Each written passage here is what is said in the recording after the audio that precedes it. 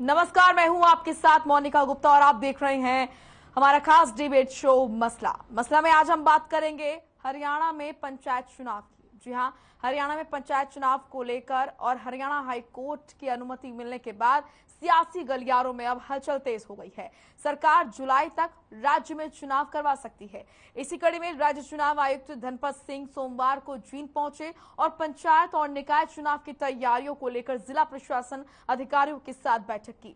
प्रदेश में ग्राम पंचायतों का कार्यकाल 23 फरवरी 2021 को समाप्त हो चुका है। ये रिपोर्ट देखिए, फिर करते हैं चर्चा की शुरुआत।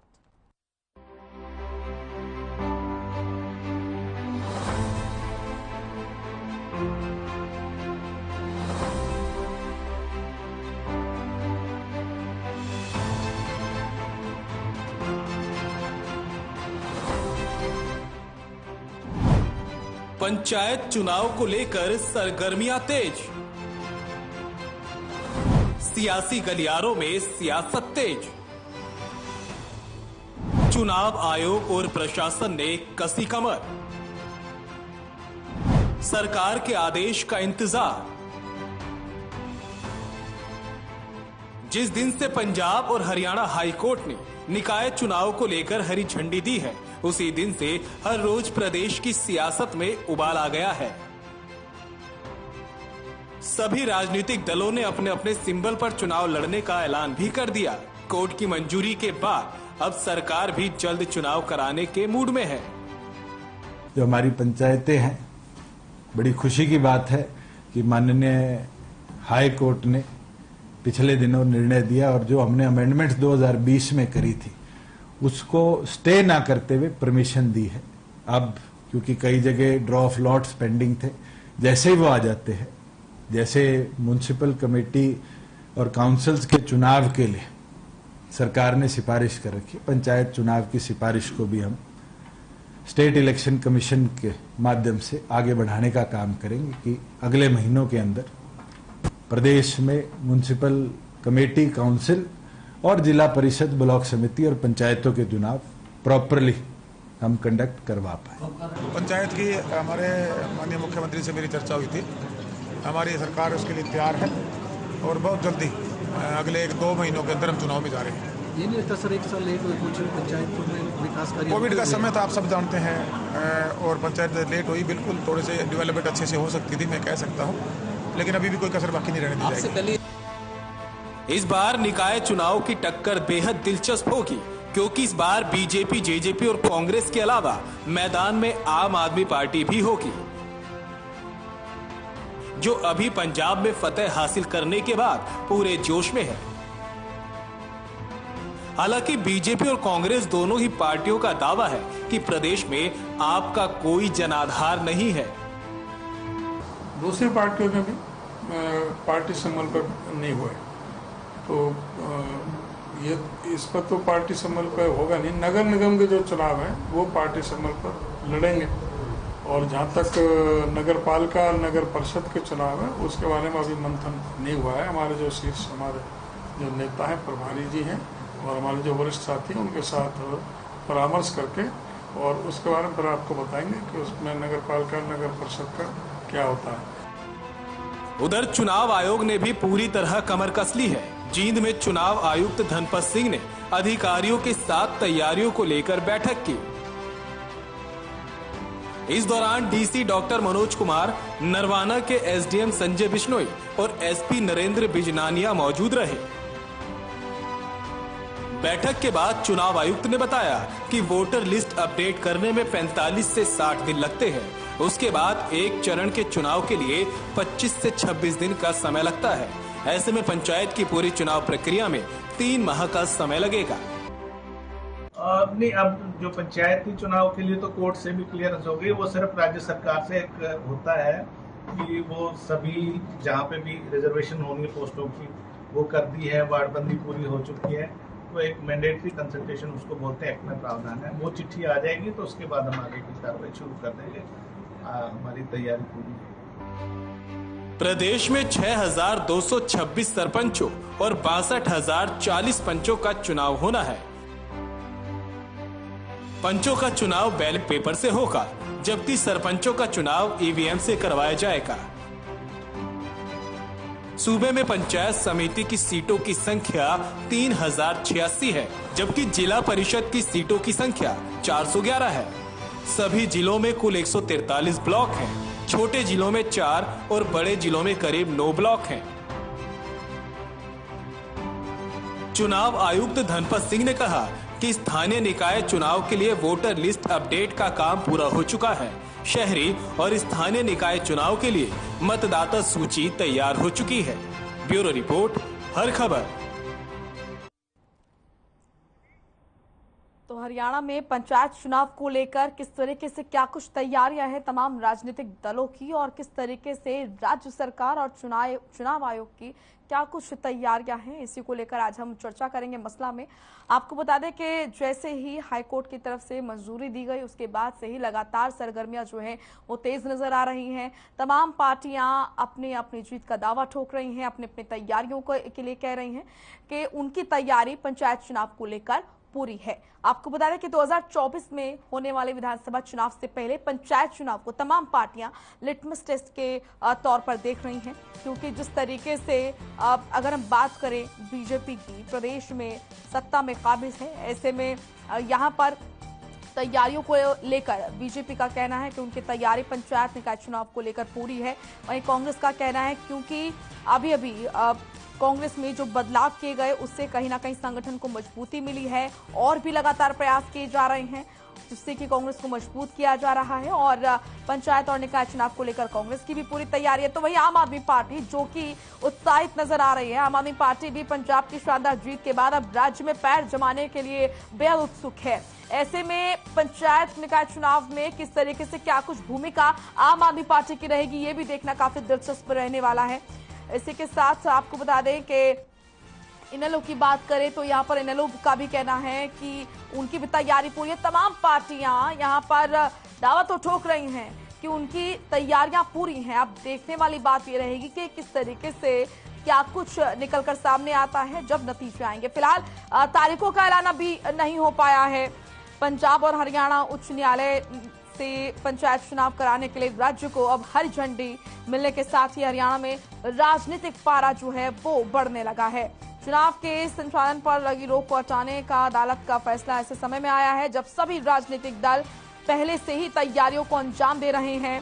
कोर्ट ने बुधवार को हरियाणा सरकार को पंचायती राज संस्थानों के चुनाव कराने की अनुमति दे दी, और इसी के साथ आपको बता दें कि अगले लोकसभा चुनाव के तुरंत बाद अक्टूबर 2024 में होने वाले विधानसभा चुनाव से पहले पंचायत चुनाव एक प्रमुख स्थानीय राजनीतिक मुकाबला होगा, जिसमें तमाम पार्टियां जो हैं वो अपनी अपनी तैयारियों में जुट चुकी है। तो हमारे साथ एक पैनल जुट चुका है। इसी मुद्दे पर आज हम करेंगे चर्चा, किस तरीके से क्या कुछ तैयारियां तमाम पार्टियों की पंचायत चुनाव को लेकर। हमारे साथ कुछ मेहमान जुड़े हैं, आपका तारुफ करा देते हैं। कृष्ण ढुल हमारे साथ जुड़े हैं, प्रवक्ता है बीजेपी के। खालिद चाहलका हमारे साथ जुड़े हैं, प्रवक्ता है कांग्रेस के। और अभय जैन जुड़े हैं, प्रवक्ता है आम आदमी पार्टी के। आप सभी का बहुत बहुत स्वागत है हर खबर पर। सबसे पहले कृष्ण जी मैं आपके पास आऊंगी, क्योंकि अब तो हाईकोर्ट ने भी मंजूरी दे दी है, तो क्योंकि सभी जानना चाहते हैं क्या संभावना है, कब तक तारीखों का ऐलान हो जाएगा और क्या तैयारियां राज्य सरकार की पंचायत चुनाव को लेकर। देखिए मोनिका जी, जहां तक चुनाव की तिथि का है वो इलेक्शन कमीशन में तय करनी है, और जी निकाय के चुनाव हैं या पंचायत के चुनाव हैं, उसको लेकर के पूरी तरह से तैयार है। पहले विपक्षी विरोधी दलों ने पिछली जब टाइम में लास्ट वीक पे था डिबेट के दरमियान, उस टाइम हमारे ऊपर ये आरोप लगाया जा रहा था कि हरियाणा सरकार जो है वो चुनाव से बच रही है और चुनाव से बचना चाहती है और किसी भी सूरत में चुनाव टालना चाहती है। जबकि सर आपकी आवाज मुझ तक नहीं पहुंच पा रही है। जबकि मैं ये कहना चाहता हूं कि जिस प्रकार से पहले भी हमारी सरकार, हरियाणा की जो सरकार है, वो पारदर्शिता के नाम पर, विकास के नाम पर लगातार दूसरी बार प्रदेश के लोगों का मन जीत करके सत्ता में आई है। और पहली बार जब हम चुनाव कराए थे तो उसमें भी हमारे ऊपर आरोप लगे थे। हमने कहा था कि पढ़ी लिखी पंचायतें हरियाणा में बनेंगी और बननी चाहिए। उसको लेकर के लोग अदालत में चले गए थे, विरोधी पक्षों ने आरोप लगाया था। लेकिन उसके बाद हमारे उसी नियम को, कानून को हिंदुस्तान भर में आज सराहा जा रहा है और लागू किया जा रहा है। उसी प्रकार अब जो निकाय के चुनाव है वो हम लोग तैयार हैं पंचायत के चुनाव के लिए और निकाय के चुनावों के लिए, और पूरी पारदर्शिता के साथ, सच्चाई के साथ और निष्पक्षता के साथ, बिना किसी भेदभाव के प्रदेश की जनता अपने गांव के नुमाइंदों को, छोटी सरकार जिसको हम बोलेंगे, और ट्रिपल इंजन की सरकार बने, इसके लिए भारतीय जनता पार्टी का हर कार्यकर्ता जो है अपने काम में लगा हुआ है। ठीक है। और सरकार निष्पक्षता के साथ चुनाव करवाने के लिए तैयार। ठीक है सर, इस बार क्या है कि तमाम जो पार्टियां हैं, चाहे हम कांग्रेस को ले लें, आम आदमी पार्टी को ले लें, उसको भी आपको देखना पड़ेगा सर, क्योंकि जिस तरीके से लगातार कुनबा जो है आम आदमी पार्टी का बढ़ रहा है, तमाम जो नेता हैं वो पार्टियां छोड़कर आम आदमी पार्टी में को ज्वाइन कर रहे हैं, इसको भी गंभीरता से लेने का अब समय आ गया है। तो ये पार्टियां जो है इनके पास खोने के लिए ज्यादा कुछ नहीं, लेकिन पाने के लिए बहुत कुछ है। तो ऐसे में क्या आप इसको भी चुनौती समझते हैं अपने लिए, क्योंकि पंचायत चुनाव में तैयारियां सभी पार्टियां झोंक रही हैं? मैंने ये कहा मोनिका जी, तो हम कभी भी कमजोर नहीं मानते और ना ही मानना चाहिए। रण जो है वो रण पूरी तरह से तन्मयता के साथ अपने सभी अस्त्र और शस्त्रों के साथ लड़ा जाता है। कांग्रेस लड़े, आम आदमी पार्टी लड़े, इंडियन नेशनल लोकदल लड़े, जो भी लड़े वो स्वागत है सबका। सब लोग आए। कांग्रेस तो अपने आप में अभी अपनी लड़ाई लड़ रही है कि उनके, आपने देखा होगा कि अध्यक्ष है तो कार्यकारी अध्यक्ष 4 बनाए गए हैं, और 4 आदमियों का क्या काम होता है ये ज्यादा बताने की जरूरत नहीं है। और सिद्धू जी ने क्या किया है कांग्रेस का ये भी बताने की जरूरत नहीं है। आम आदमी पार्टी में अभी तक भारतीय जनता पार्टी की किसी भी एक कार्यकर्ता ने अभी तक ना पार्टी को छोड़ा है ना पार्टी को ज्वाइन किया है। और जो लोग जा रहे हैं अच्छी बात है, जिनको अपना राजनीतिक भविष्य वहां लगता है वो जाए, उसमें कोई दिक्कत नहीं है। राजनीतिक कार्यकर्ता जो भी जिस पार्टी का रहता है उसको जहां अपना लक्ष्य है, जहां उसको ये दिखता है कि मेरा भविष्य सुनहरा वहां है, वो चले जाते हैं। आयाराम गयाराम की राजनीति तो कभी से हरियाणा में हो रही है और वो होती रही है। उसके लिए मुझे लगता है भारतीय जनता पार्टी को ज्यादा चिंता करने की जरूरत नहीं है और ना ही हरियाणा की सरकार को उसके बारे में ज्यादा कुछ सोच की जरूरत। हम लोग विकास के मुद्दे पर, पारदर्शिता के मुद्दे पर जनता के बीच में जाएंगे और मुझे लगता है कि हरियाणा के लोग जो है पूरी तरह से ट्रिपल इंजन की सरकार बनाने के लिए कटिबद्ध है। ठीक है, आऊंगे आपके पास। खालिद जी, अब आपके पास मैं आऊंगी। कांग्रेस की क्या तैयारी सर, क्योंकि अभी अभी जो है हरियाणा कांग्रेस में बदलाव हुआ और नए प्रदेश अध्यक्ष बनाए गए, ऐसे में मजबूती जो है पार्टी को मिली है। किस तरीके से क्या कुछ तैयारियां कांग्रेस की तरफ से देखिए, क्योंकि बहुत जरूरी है विधानसभा चुनाव से पहले खुद को साबित करना। आपके लिए अच्छा मौका है सर पंचायत चुनाव में खुद को प्रूव करने का। नहीं, अभी हम भाजपा के प्रवक्ता श्री ढोल साहब को सुन रहे थे जी। ढोल साहब का ये कहना कि हम पूरी पारदर्शिता के साथ चुनाव कराएंगे, तो मैं पहले ढोल साहब की बात का जवाब देना चाहूंगा, उसके बाद आपकी बात का जवाब। ठीक है ढोल साहब, पहले तो आप ये समझ लीजिए कि चुनाव में पारदर्शिता चुनाव आयोग का काम है और आप कितने गंभीर हैं इस चुनाव को लेकर, ये आज चुनाव आयोग की स्टेटमेंट से ही साबित होता है।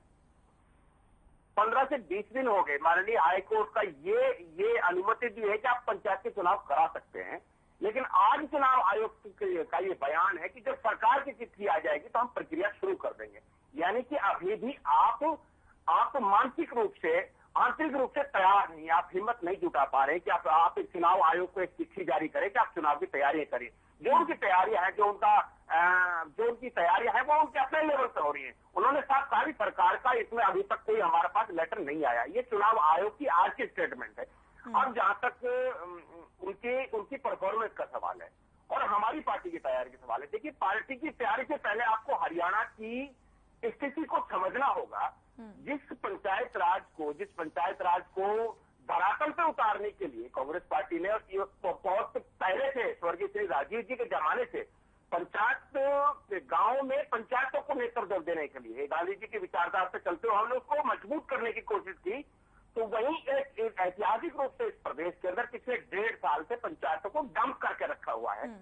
लगभग 6,500 ग्राम सभाओं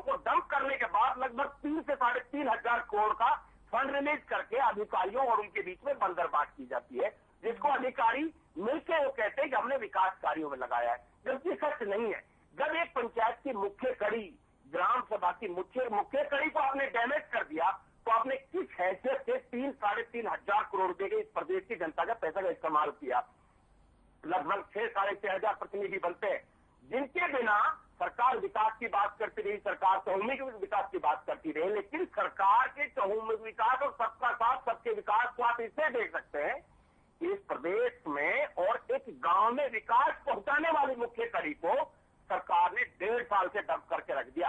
आज हाईकोर्ट में, माननीय हाईकोर्ट में केस को खत्म नहीं किया गया है, सरकार की रिक्वेस्ट को माना गया है कि हमको पंचायत करवाने की अनुमति दी जाए। ये अनुमति अब से 6 महीने पहले ली जा सकती थी, इसको कभी भी लिया जा सकता था, लेकिन सरकार ने कभी इसका प्रयास नहीं किया, क्योंकि सरकार अंदर से आंतरिक रूप से अपने आप को प्रदेश में कमजोर महसूस करती है।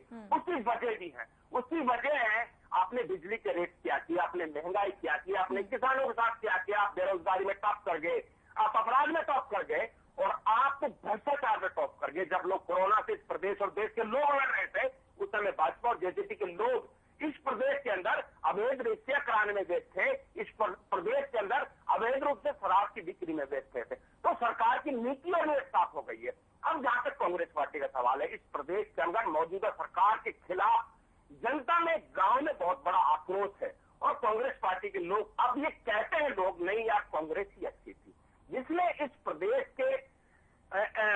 की पंचायत संस्थाओं को एक जबरदस्त विकास के लिए पैसा दिया, उनको मजबूत करने का हर समय प्रयास किया।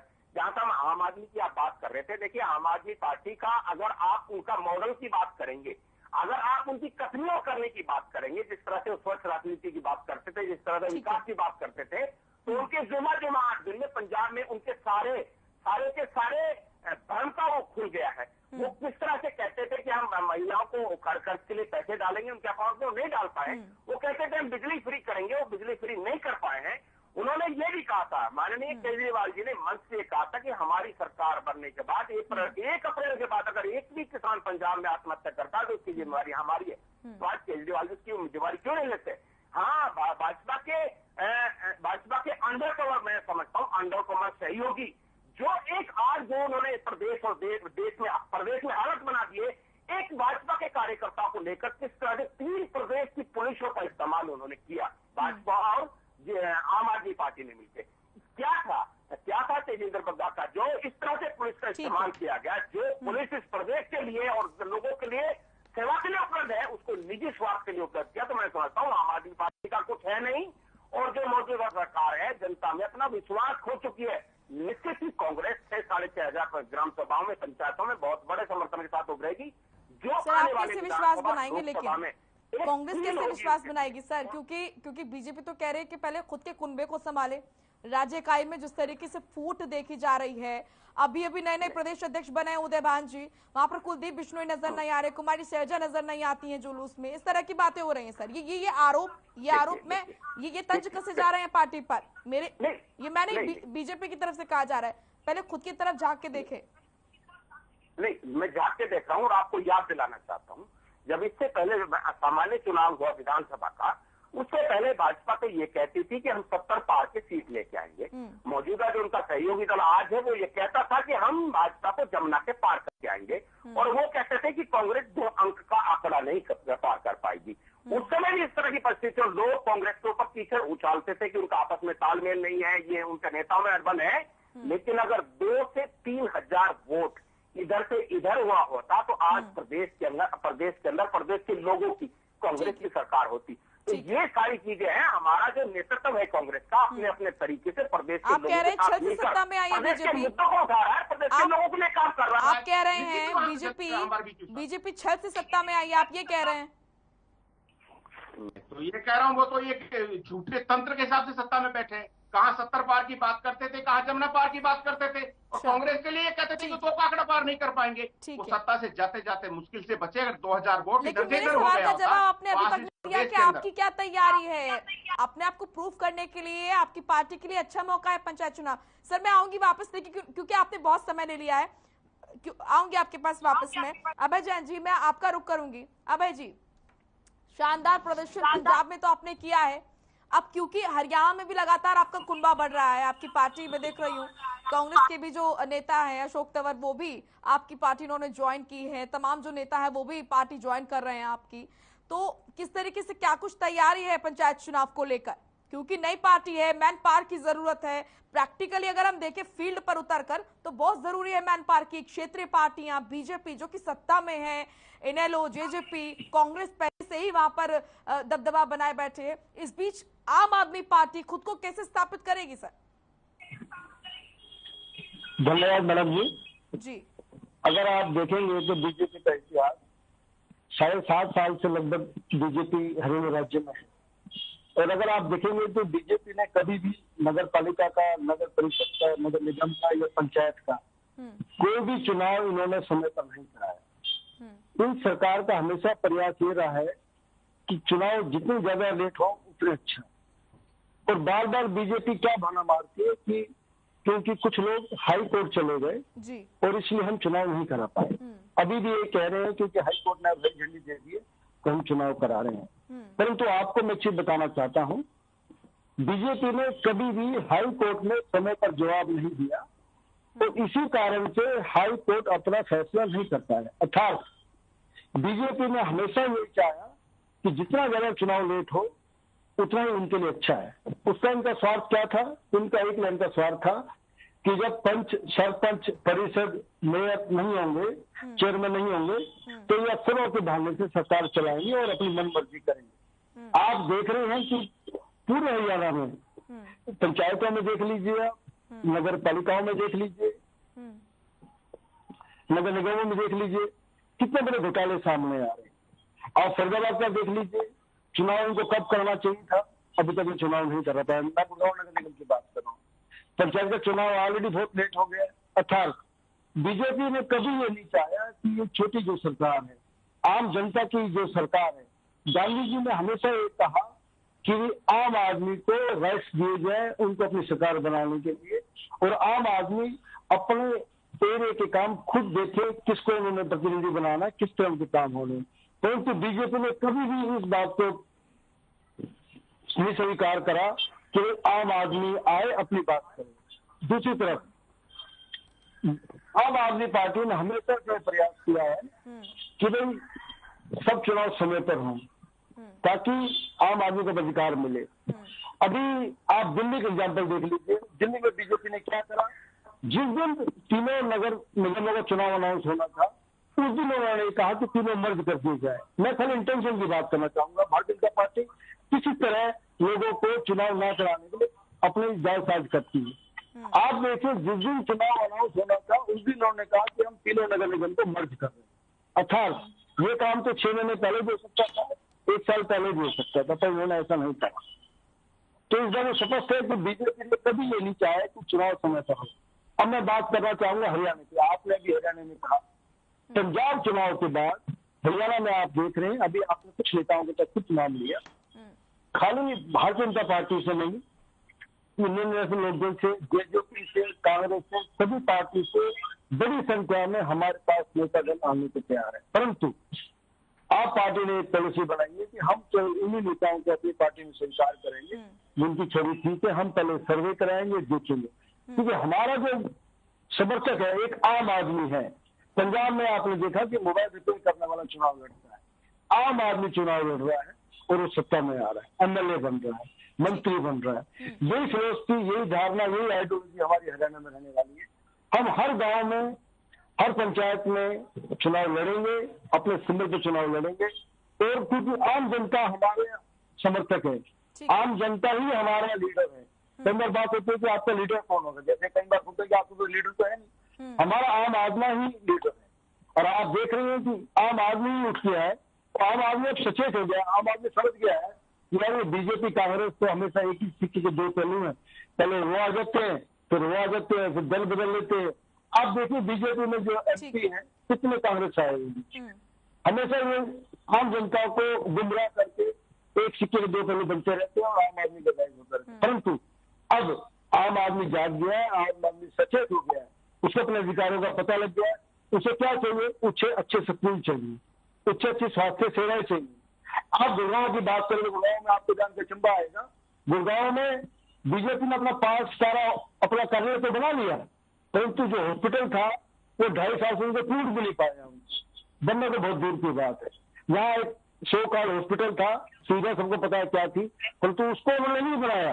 2.5 साल में बिल्डिंग तोड़ ही नहीं पाए, बनाने की तो बहुत दूर की बात है। परंतु 2 साल में उन्होंने अपना आलीशान 5 स्टार होटल टाइप का 5 मंजिला अपना कार्यालय बना लिया। ये मैं बताना चाहता हूँ कि बीजेपी की कार्य प्रणाली क्या है, सोच क्या है, आइडियोलॉजी क्या है। ये कभी भी आम जनता के जो अधिकार है, ये अच्छी शिक्षा देने में कभी हमेशा नाकाम रहे। तो उन्होंने बात बड़ी बड़ी करी, अच्छे स्वास्थ्य देने में हमेशा नाकाम रहे। उन्होंने कभी ये नहीं कहा कि आम जनता क्या है। जी जी बोलिए अभय जी। ठीक, हाँ हाँ हाँ बोलिए। चाहती क्या है आम जनता? मात्र ये चाहती है कि उसको अच्छी स्वास्थ्य सेवाएं मिले, स्कूल्स मिले, पानी मिले, रोड्स मिले।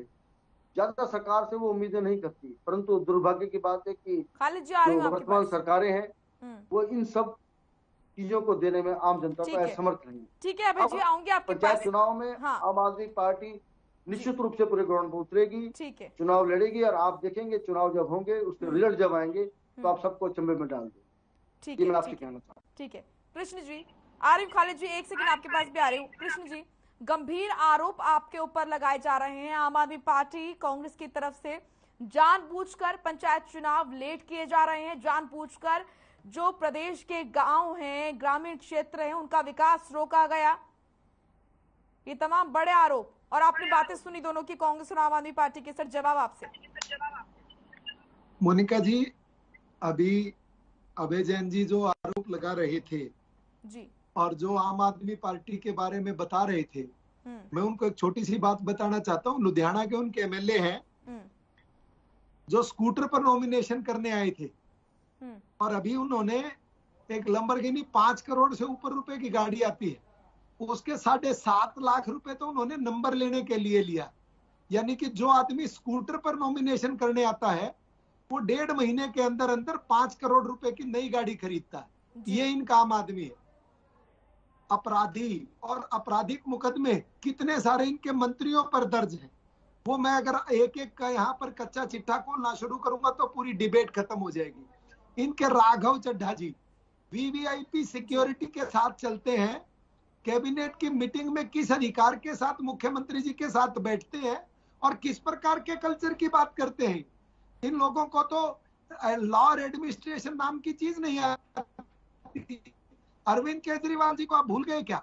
सबसे पहले वो ऐसे देश के पहले मुख्यमंत्री बने थे जो दिल्ली सरकार के विरोध में ही भूख हड़ताल पर, सीएम बनने के बाद अगर कोई आदमी अपनी ही सरकार के खिलाफ भूख हड़ताल पर बैठा है तो वो करिश्मा करने का काम जो है वो अरविंद केजरीवाल जी ने किया। तो जिस प्रकार की बात इन्होंने यहाँ की है, दिल्ली के अस्पताल और दिल्ली के स्कूल, उनके पिछले दिनों जो आप जैसे चैनलों के माध्यम से जो मुहिम चली वो सबने जग जाहिर सी देखी थी। दिल्ली में बारिश में जो पानी भरता है वो किसी से छुपा नहीं है।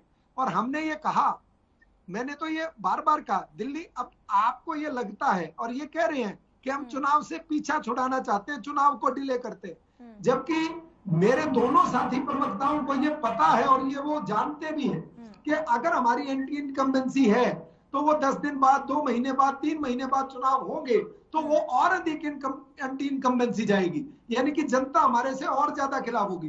पहली बार अगर किसी प्रांत में डायरेक्ट चुनाव हमने किया, खरीद फरोख्त की, जो हमारे निगम के पार्षदों के माध्यम से चुनने के बाद जो खरीद फरोख्त होती थी वो अगर बंद करने का काम किया तो वो पहला प्रांत हरियाणा प्रांत है जिसने मेयर के चुनाव, पालिका के चुनाव डायरेक्ट करवाए। सर पिछले 1.25 साल से लंबित पड़े थे चुनाव, पंचायत चुनाव पिछले 1.25 साल से लंबित पड़े थे हिंदुस्तान में उदाहरण, हाँ पिछले 1.25 साल से लंबित था पंचायत चुनाव। ऐसे में ये तो है कि जो विकास कार्य होने थे गाँव में वो तो प्रभावित हुए ना सर, उनका क्या?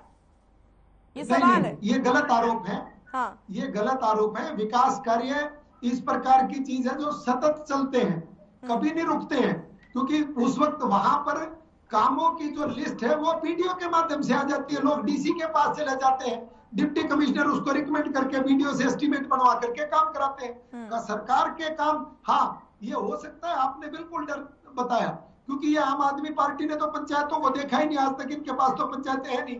दिल्ली में होंगी 2-4 पंचायतें, अब पंजाब में पहली बार आए हैं ना इन्होंने। सर आम आदमी पार्टी ने बहुत कुछ नहीं देखा था सर, सत्ता में आ गई है पंजाब में, हल्के में मत लीजिए आम आदमी पार्टी को। हुए ना, खालिद जी ने बताया था अभी तो इनको वादे पूरे करने हैं, अभी इनको पंजाब में राम राज लेकर के आना है। पंजाब में जो करके दिखाएंगे वो मॉडल बनेगा। दिल्ली मॉडल कितने दिन तक बेचोगे? हमने तो गुजरात मॉडल दिखा करके पूरे हिंदुस्तान में बदला। हमने जो गुजरात का मॉडल दिया था वो पूरे हिंदुस्तान के अंदर विधानसभाओं में हमने परिवर्तन करके दिखाया है। तो अब इनकी बारी है, ये करें। जनता को बरगलाने की आवश्यकता नहीं है। जनता के बीच में जाकर के सच्चाई और साफगोई के साथ पंजाब इन्होंने जीता। और खाली भाई कह रहे थे कि हम लोग डिले कराते हैं, किसान का मुद्दा, महंगाई का मुद्दा। अभी पिछले दिनों 5 राज्यों में चुनाव हुए, कांग्रेस तो सब जगह खत्म है, जमानत जब तक 0 है। हमने तो 4 राज्यों में चुनाव जीते हैं। हमारे पास प्रदेश की देश की जनता ने हमारे को बहुमत दिया है। हम 4 राज्यों में जीत करके आए हैं, 4 राज्यों में हमने दोबारा सरकार बनाई है।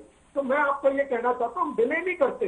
डिले अगर किसी न्यायिक प्रक्रिया के अंदर है, अधिकार को लेकर के, इसमें आरक्षण को चुनौती दी थी, महिलाओं के आरक्षण को, उसमें डिले था। अब वहां से क्लियर मिल गई है हरी झंडी, तो निश्चित तौर पर चुनाव होंगे। और इनको तो खुश होना चाहिए, मेरे साथी प्रवक्ताओं को तो खुश होना चाहिए ना कि इनके अंदर बेचैनी क्यों है। क्योंकि इनको तो ये लगना चाहिए कि जितना डिले होगा उतनी बीजेपी और हारेगी। अब या तो इनको ये डर है कि हम लोग गड़बड़ करते हैं, या इनको ये डर है कि हम परिणाम बदल देंगे। अब कांग्रेस वाले तो बोलेंगे कैसे हरियाणा में भूपेंद्र हुड्डा और दीपेंद्र हुड्डा दोनों चुनाव हार गए, कांग्रेस तो है ही नहीं आज यहाँ। और जैसा मैंने बताया था आपको कि कांग्रेस तो 4 लोगों के कंधे पर चली हुई है, एक को लेकर के वो 4 कंधे कहाँ लेकर के जाएंगे, इसके बारे में मुझे ज्यादा बताने की आवश्यकता नहीं है। ठीक है, 4 लोगों के कंधे पर कांग्रेस चल रही है प्रदेश में। खालिद जी, आपके 4 लोग सवाल का जवाब पहले मैं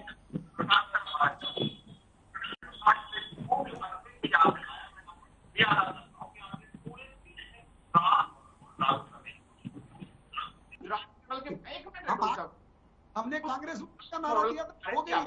तो प्रदेश के लोगों को बताना चाहिए, वो गुजरात का मॉडल ये है कि आपके गुजरात मॉडल की मार्फत देश के हर कोने में चारों तरफ सांप्रदायिक दंगे हो रहे हैं, जातियों से जातियों को लड़ाया जा रहा है, और इस देश की अर्थव्यवस्था से लेकर रोजगार से लेकर जो विकास का पहिया है उसको गहराई में ढकेला जा रहा है। और आप सिर्फ खाली एक तमाशा दिखाकर लोगों को सांप्रदायिकता में डालकर और लोगों को एक सपने दिखाकर लोगों से वोट ले रहे हैं। लेकिन इसकी बहुत लंबी उम्र नहीं होती। आपको जितना 7-8 साल में इस सत्ता का गर्व और घमंड हुआ है, हम ये कहते हैं हमने इस देश के लोगों के साथ मिलकर 70-72 साल इस देश के अंदर लोगों का शासन चलाया। लेकिन कांग्रेस कभी इतनी भ्रमित और कभी इतनी घमंडी नहीं हुई कि वो कहे हर राजनीतिक दल के लिए हमने ये कर दिया, उनके साथ ऐसा चल रहा है। आपने 7-8 साल में इस देश और प्रदेश को गुजरात मॉडल जो दिया है वो निश्चित ही उस पर पूरी दुनिया उंगली उठा रही है। कभी अमेरिका से आपके खिलाफ स्टेटमेंट आता है, कभी अलग अलग यूपरों से आपके खिलाफ स्टेटमेंट आ रहा है कि जो गुजरात मॉडल आप लागू करने की कोशिश कर रहे हैं वो इस देश के लिए कतई भी वो शुभ संकेत नहीं है। फिर आप बात करते हैं कि हमारा प्रयास लगातार चलता रहा विकास का। मैंने पहले भी कहा कि इस प्रदेश के लोगों को जो आपने प्रदेश के पंचायत प्रतिनिधियों की गैर मौजूदगी में लगभग 3000 से 3100 करोड़ रुपया आपने निकाल कर पंचायतों में खर्च किया, उसका हिसाब आपको प्रदेश के लोगों को देना चाहिए कि आपने किस हिसाब से खर्च किया, किस मंत्री ने कितना लिया, किस अधिकारी ने कितना लिया। दूसरी आप बात करते हैं कि आपराधिक मुकदमे, तो ढोल साहब ये जान लीजिए इस देश के अंदर किसी राजनीतिक दल पर सबसे ज्यादा आपराधिक मुकदमे हैं ढोल साहब, वो भाजपा एकमात्र पार्टी है जो पूरे देश के अंदर सबसे ज्यादा आपराधिक मुकदमों से जुड़े हुए लोग जिनके ऊपर मुकदमे दर्ज है भाजपा में काम करते हैं। अब आइए आम आदमी पार्टी की तरफ। हमारे अभय जी कह रहे थे कि वो गांधी जी की बात कर रहे थे शुरू में, अभय जी ने शुरू में गांधी जी की बात कर रहे थे, और गांधी जी की बात कौन पार्टी कर रही है मोनिका, आप इसको समझने की जरूरत है। जो पंजाब में सत्ता में आते ही गांधी जी की तस्वीर को दीवार से उतार देते हैं, वो लोग आज गांधी जी की बात करते हैं। तो बड़ा हास्यपद है अभय जी कि आप पंजाब में सरकार बनाते हैं, सरकार बनाते ही गांधी जी के फोटो को आप ऑफिसों से, कार्यालयों से उतार देते हैं और आप गांधी जी की बात कर रहे हैं। आप नेताओं के आने की बात भी कर रहे हैं कि हमारे साथ बहुत सारे लोग आ रहे हैं। तो आप ये समझ लीजिए कि प्रदेश की राजनीति में और देश की राजनीति में जो लोग अपनी वजह से या राजनीतिक परिस्थितियों की वजह से हाशिए पर चले गए हैं, वो लोग आपके साथ जुड़ रहे हैं। आम आदमी वाली आपकी कोई बात नहीं है। आम आदमी की बात जो थी वो एक भ्रम है।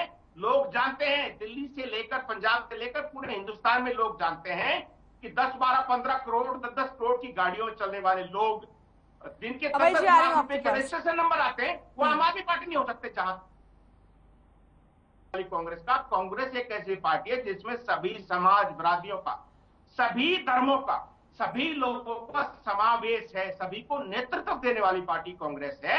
इसलिए आप उसको अपने नजरिए से देख सकते हैं, लेकिन हमारा नजरिया ये है सर, सभी को नेतृत्व देने वाली पार्टी खुद के नेतृत्व के लिए बड़ी संघर्ष करती है सर। नेतृत्व करने का मौका देंगे। खालिद जी, सभी का नेतृत्व करने वाली पार्टी अपना खुद का नेतृत्व के लिए बड़ा संघर्ष करती है।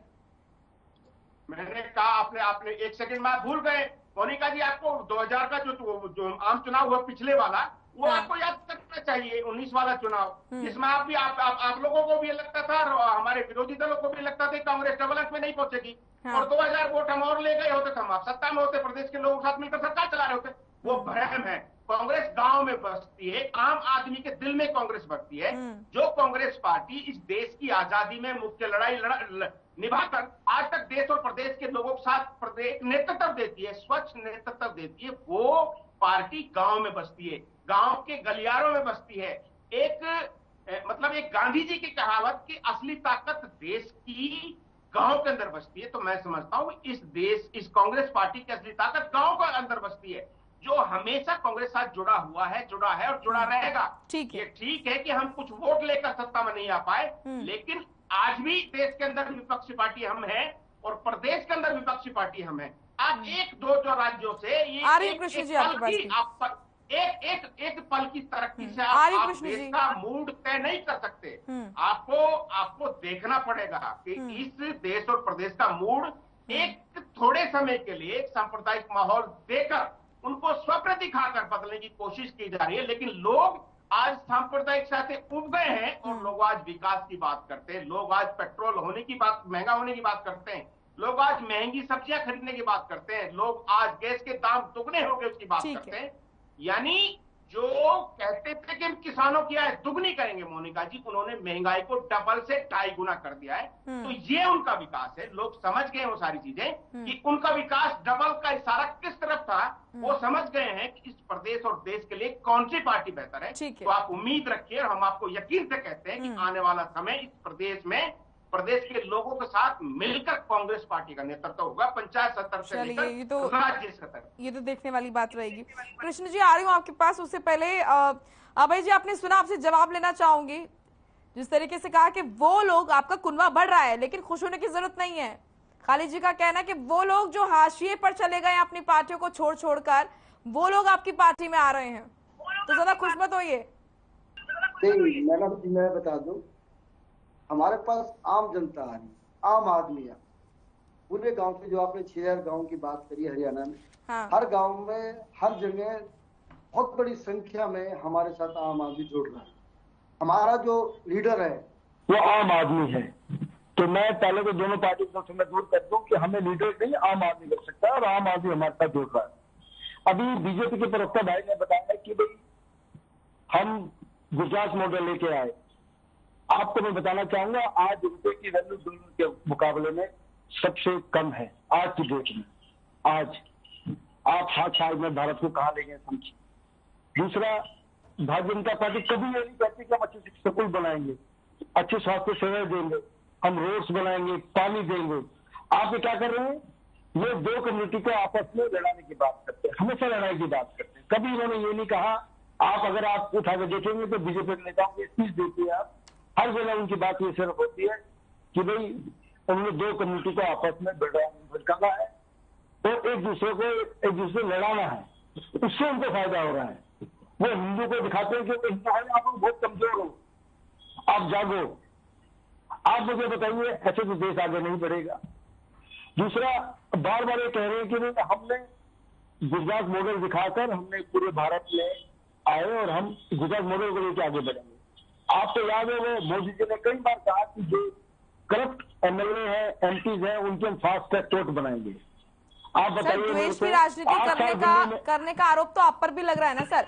पंजाब में नई सत्ता में आई आम आदमी पार्टी, लेकिन पंजाब की पुलिस को दिल्ली भेजा जा रहा है तेजिंदर जी को गिरफ्तार करने के लिए। द्वेष की राजनीति, ये मैं नहीं बोल रही हूँ, बीजेपी का कहना है कि द्वेष की भावना से राजनीति कर रही है। नई सत्ता में आई आम आदमी पार्टी, और क्योंकि दिल्ली में बस नहीं चलता इसलिए पंजाब से भेजा गया। हालांकि मैं इस मुद्दे पर नहीं आऊंगी, इस मुद्दे पर आएंगे तो काफी लंबा चौड़ा ये मसला हो जाएगा। तो मैं ये कहना चाह रहा हूँ, नहीं, क्योंकि आप कह रहे हैं द्वेष की राजनीति करती है, धर्म की राजनीति करती है, इसीलिए, क्योंकि उनका भी आरोप है बीजेपी का। आप मुझे बताइए, क्या आर्य कृष्ण जी बस एक सेकंड, खिलाफ ऐसा हुआ कि किडनैपिंग का ऐसा दोष कर लिया तो उसने क्या करा मुझे बताइए। कभी ऐसा नहीं हुआ। रात को मतलब कि आप मैं इस बार में हम अलग चर्चा कर सकते हैं, आज हम बात करें पंचायत चुनाव पर, कभी ऐसा नहीं हुआ भारत के संविधान के अंदर कि पुलिस के खिलाफ ही किडनैपिंग का मामला दर्ज कर दिया गया किस क्रिमिनल को पकड़ने के बाद, और एक अन्य राज्यों की पुलिस उस पर राउंड ऑफ कर रही है।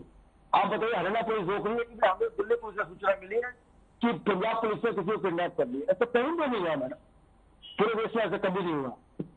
तो भारतीय जनता पार्टी से भटकाने का काम करते हुए ये भी एक इश्यू है, ठीक है, वो जानबूझ के ऐसा कर रही है ताकि जो रियल इश्यूज है, ठीक है, जो आम आदमी कृष्ण जी कुछ कहना चाह रहे हैं की बात करें, ठीक है, 16,000 रुपए क्रॉस हो गया।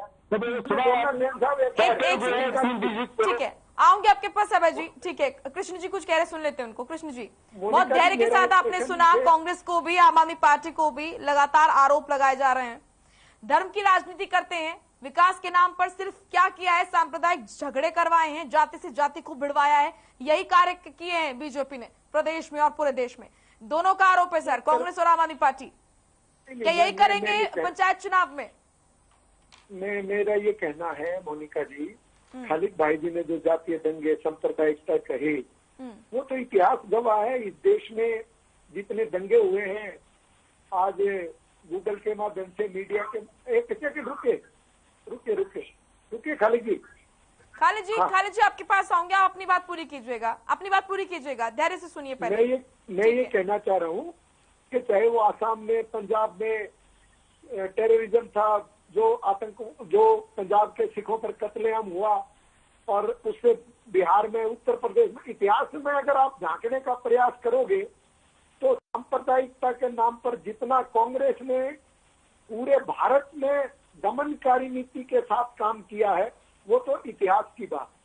मैं वर्तमान परिस्थिति में बात करता हूं, ऐसी पार्टी पहली होगी जिसके अध्यक्ष को पीटा गया दलित होने के नाते, और उसके ऊपर एफआईआर दर्ज कराई गई। ये हरियाणा की बात कर रहा हूँ, इसकी खालिद जी को जानकारी होगी। अशोक तंवर जी जो अभी इधर से आम आदमी पार्टी की तरफ चले गए हैं, भूपेंद्र सिंह हुड्डा भरी मीटिंग के अंदर स्टेज के ऊपर उन पर लाठियों से हमला हुआ और उनको पीटा गया था। और दलित की बेटी शैलजा, ये कितने दिन अध्यक्ष रह पाई, और इन 7 वर्षों में अशोक तंवर जी रहे और शैलजा रही। आज तक कांग्रेस ने ब्लॉक लेवल का संगठन नहीं खड़ा कर पाए, आज तक जिला अध्यक्ष नहीं है। अब कहाँ के कांग्रेस कैसे हम चुनाव से डरेंगे, या कांग्रेस पार्टी से हम लोग घबराए हुए हैं कि वो चुनाव पंचायत का जीत लेंगे? तो कांग्रेस की तो इंटरनल लड़ाई है। आज 1450 से एमएलए ज्यादा अगर किसी पार्टी के हिंदुस्तान में है तो वो भारतीय जनता पार्टी है, और वो जबरदस्ती नहीं बनाए हुए, वो लोगों ने चुने हैं, लोगों ने चुन करके उनको भेजा है।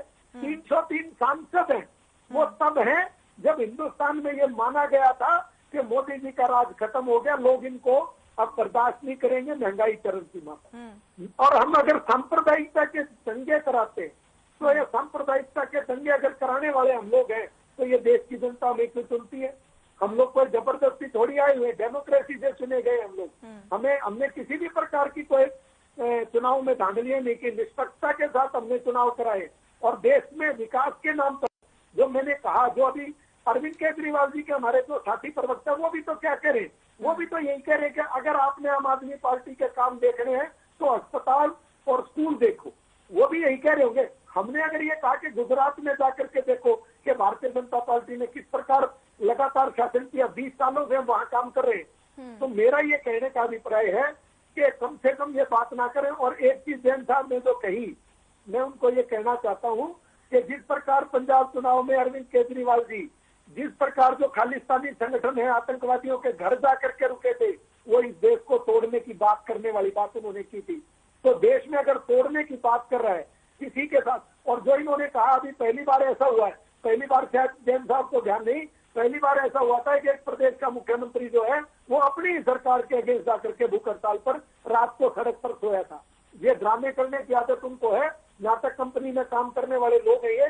जुम्मा की सरकार आई है, अभी पंजाब में क्या हालत इनकी होने वाली है, किस प्रकार से अपने ये चुनावी वादे पूरा करेंगे, वो इनके लिए बड़ी कठिन परिस्थिति है। और हमें नहीं लेना पंजाब से कुछ भी, हम हरियाणा की बात करते हैं। हम लोग हरियाणा में जो पंचायत के चुनाव है, निकाय के चुनाव है, उन चुनाव में हम लोग पूरी तत्परता के साथ भारतीय जनता पार्टी अपने पंचायत चुनाव में एजेंडे के साथ खड़ी है और हम ट्रिपल इंजन की सरकार जो है पंचायत चुनाव के लिए आपकी पूरी तैयारी है। कांग्रेस का कहना है, आम आदमी पार्टी का आरोप है कि विकास के नाम पर कुछ नहीं हुआ। अच्छा सर आप बताइए, क्योंकि पंचायत चुनाव है, प्रदेश के ग्रामीण क्षेत्रों को क्या दिया है बीजेपी ने? आप कुछ 5-6 पॉइंट्स मुझे गिना दीजिए।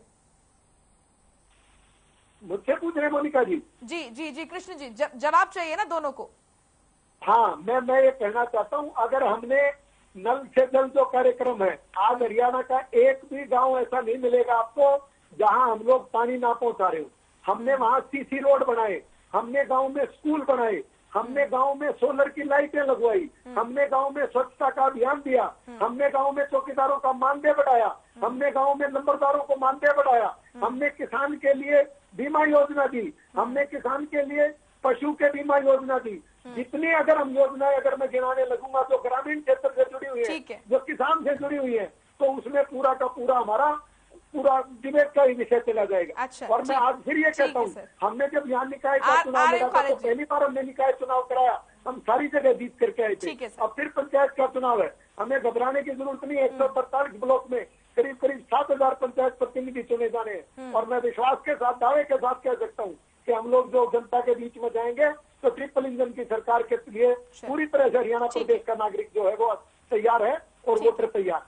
खालिद जी, विकास की बयार बहा दी है कृष्ण जी ने, तो जिस तरीके से कार्य बताए हैं ग्रामीण क्षेत्रों में, उससे तो गंगा बही है विकास की, और आप कह रहे विकास ही नहीं किया। मोनिका जी, मैं पहले शुरू करता हूँ अभय जी से, जो उन्होंने कहा कि हमको नेताओं की आवश्यकता नहीं है, हमको आम आदमी की जरूरत है। आज प्रदेश का आम आदमी जाग गया है। जब वो ये कहते हैं कि आज प्रदेश का आम आदमी जाग गया है, तो वो इस प्रदेश के लोगों का अपमान करता है। उनको ऐसा लगता है कि प्रदेश का व्यक्ति आज जागा है और सदियों से एक इतने समय प्रदेश को बने हुआ होगा, उस समय इस प्रदेश के लोग जागरूक नहीं थे। तो मैं समझता हूँ प्रदेश के लोगों का अपमान करते हैं और उनके मन में कोई बड़ा राजनीतिक स्वार्थ पाले हुए हैं, जो वो भी एक सपना दिखाकर लोगों को सत्ता लेना चाहते हैं।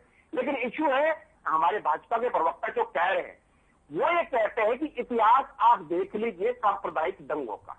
तो वेल साहब, इसको बहुत गौर से और ध्यान से सुनने की जरूरत है। As per record, government record, इस प्रदेश के अंदर 70-75 सालों में जहां सरकार कांग्रेस की भी रही, आपकी भी रही, पूरे टोटल दंगे जो सांप्रदायिक दंगे होते हैं छोटे से बड़े लेवल तक 20,000 25,000 होते हैं। और आपके 7 से 8 सालों का आपका रिकॉर्ड पता है, लगभग 8-8,500 दंगे हो जाते हैं आपके उसमें। तो आप उसको गुना भाग करते रहिएगा कि आप एवरेज निकाल लीजिए कि जिस समय आपकी भी सरकार थी, जो 70-72 साल का इस प्रदेश का शासन, देश का शासन था, उसमें भी आपके शासन में कुल मिला के 20-22,000 दंगे छोटे से बड़े इस प्रदेश के अंदर होते हैं। और आपके शासन में मुश्किल से 7-8 साल, आपका 8 साल शासन आपका चल रहा है और आपके शासन काल में देश के अंदर 8-8,500 सांप्रदायिक दंगे हो जाते हैं, जो आपकी सरकारों में कानून के रिकॉर्ड के मुताबिक है। आप कहते हैं कि हमने इस प्रदेश और देश के अंदर विकास की ब्याह जाई। आपने चुनाव कैसे लड़ा? आपने चुनाव ऐसे लड़ा जब देश के अंदर आज के माननीय प्रधानमंत्री, कल के गुजरात के माननीय मुख्यमंत्री जब दूसरी सभा करने हुए बिहार में गए थे, तो उन्होंने ये कहा था कि हम जब सत्ता में बैठेंगे, दो साहब सुन रहे ना, जब हम सत्ता में बैठेंगे तो वो पहली ही कदम से किसानों की आय दुगनी करने की व्यवस्था करेंगे। आज किसान को आपने कहां पहुंचा दिया है, ये इस देश और प्रदेश में किसी को बताने की जरूरत नहीं है। आपने ये कहा था, आपने बड़े बड़े होर्डिंग्स बोर्ड हमने देखे थे कि बहुत ही महंगाई की मार, जिस समय गैस सिलेंडर 350 का आता था, उस समय माननीय प्रधानमंत्री जी अपने सभाओं में कहते थे, जब आप वोट देने जाए तो अपने घर के सिलेंडर को नमस्कार करके जाइएगा। जब 300 से 350 रुपए का सिलेंडर आता था मोनिका जी, आज 1,000 रुपए का सिलेंडर है, 1 रुपए की सब्सिडी नहीं है, तो आज किसको नमस्कार करना है, ये बीजेपी को बताना चाहिए कि आज नमस्कार किसको करना है। हाँ, क्योंकि समय का अभाव है, थोड़ा जल्दी से सर, क्योंकि सभी से मुझे कमेंट्स लेने हैं, लास्ट कमेंट्स लेने हैं। करने मोदी जी को करना है या इस देश के दुर्भाग्य को करना है जिसने आपको मौका दिया सत्ता में बने रहने का। अभय जी जल्दी से लास्ट कमेंट। तो प्रवक्ता ने काम दिलवाए, मैं वो क्लियर कर दूं कि हरियाणा में लगभग 14,500 स्कूल हैं और इन्होंने एक स्कूल भी नहीं बनाया। ये खाली वैसे कह रहे हैं कि हमने शिक्षा स्तर बढ़ा दिया है, गाँव में कोई स्कूल नहीं बढ़ाया। दूसरा, हरियाणा आज बेरोजगारी में पूरे देश में अव्वल है, 1 नंबर पर है। अभी बीजेपी प्रवक्ता भाई कह रहे थे कि हमने बहुत सारे काम करे। अगर आपने काम करे होते तो हरियाणा बेरोजगारी नंबर 1 नहीं होता। इन्होंने कोई भी PSC SC हॉस्पिटल कोई भी गांव में नहीं बनाया। ये मुझे दिलवा है भाई, खाली कहने से तो नहीं होता कि हमने ये कर दिया। इन्होंने गांव की स्थिति अगर बेटर होती तो अनएम्प्लॉयमेंट नहीं होता, महंगाई नहीं बढ़ती, ना इतना जन स्थिति भारत के गुड़गांव के हरियाणा के नागरिकों की। ठीक है, आप कह रहे हैं विकास के इतिहास सिर्फ बातें हुई हैं। ठीक है, कृष्ण जी जवाब दीजिए सर, लास्ट कमेंट। 1 लाख से ज्यादा नौकरियां देने का काम अगर किसी सरकार ने बिना किसी क्षेत्रवाद के, बिना किसी जातिवाद के किया तो वो हरियाणा की मनोहर सरकार है। और उसमें ज्यादातर जो बच्चे लगे हैं वो ग्रामीण परिवेशों से लगे हैं। पहले राजनीतिक परिवारों के लोग तय करते थे कि कौन लगेगा और कौन नहीं लगेगा। पहली बार ऐसी सरकार आई है नौकरियों को ग्रामीण क्षेत्र के लोगों को काम। आपको बोलिए हरियाणा में आपकी सरकार ने किया है। अरे खालिद जी, आप तो बोलिए मत, हुड्डा साहब के समय में आपको सब पता लिस्टें कहाँ क्या होती थी, कैसे बनती थी। अगर किसी के शासन सत्ता में समय का अभाव है, आप सभी को मैं रोकना चाहूंगी। आप सभी का बहुत बहुत शुक्रिया। कृष्ण ढुल जी आपका भी, खालिद जी आपका भी, अभय जैन जी आपका भी बहुत बहुत शुक्रिया आज इस डिबेट शो में जुड़ने के लिए, अपनी बात रखने के लिए। तो मसला यही है 2024 में होने वाले विधानसभा चुनाव से पहले पंचायत चुनाव में कौन पार्टी किस तरीके से क्या कुछ प्रदर्शन करती है। फिलहाल मसला में इतना ही। आप देखते रहिए हर खबर। नमस्कार।